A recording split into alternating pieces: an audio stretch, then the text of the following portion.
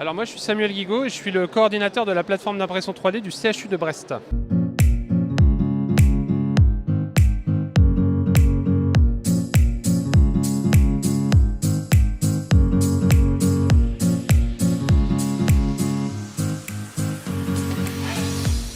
On s'est rendu compte avec les premiers CHU un peu précurseurs de l'installation de l'impression 3D à l'hôpital, qu'on était en fait beaucoup plus que ça à avoir des petites initiatives un peu disséminées un peu en France avec des niveaux de maturité différents.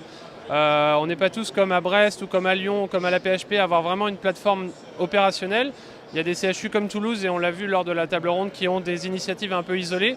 L'idée, c'est d'accompagner les CHU qui veulent se lancer, c'est fédérer les gens autour d'un réseau, accompagner ceux qui ne sont pas aussi avancés que certains pour que tout le monde puisse faire de l'impression 3D à l'hôpital dans un cadre défini, un cadre légal.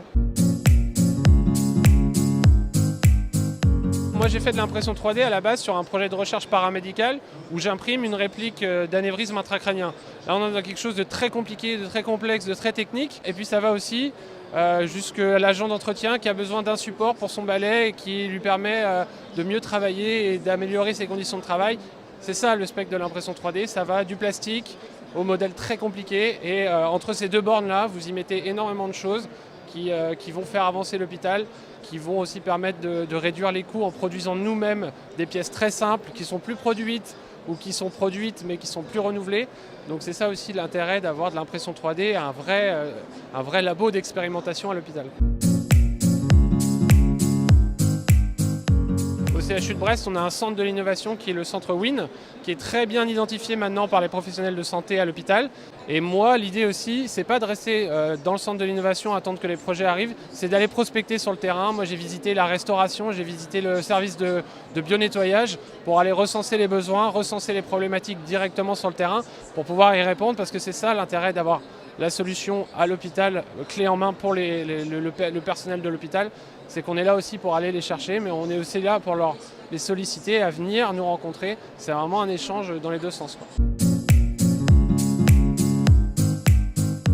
Et ben, la restauration, c'est tout bête. Par exemple, quand les chariots dans lesquels on apporte les repas, ils sont nettoyés, il y a de l'eau qui stagne en fond, et ils n'ont pas trouvé de raclette sur mesure qui permet d'enlever l'eau. Et du coup, la dame qui fait ça, eh ben, elle se penche, elle se courbe, elle va utiliser une raclette qui n'est pas utilisée, elle va se faire mal au dos. Donc moi j'ai bossé avec eux sur une raclette, dans le commerce, je sais pas, elles font toutes 20 cm, eux ils veulent une raclette de 18,7. Et ben moi je la fais cette raclette. Ça peut être un crochet pour accrocher des louches sur un endroit qui n'est pas fait pour, mais qui faciliterait le travail d'un cuisinier. C'est ça l'impression 3D, c'est améliorer la qualité de vie au travail aussi. Actuellement, on a 8 imprimantes 3D, presque 9, ouais, avec 3 technologies différentes, du filament basique, de la résine et puis des technologies PolyJet beaucoup plus évoluées.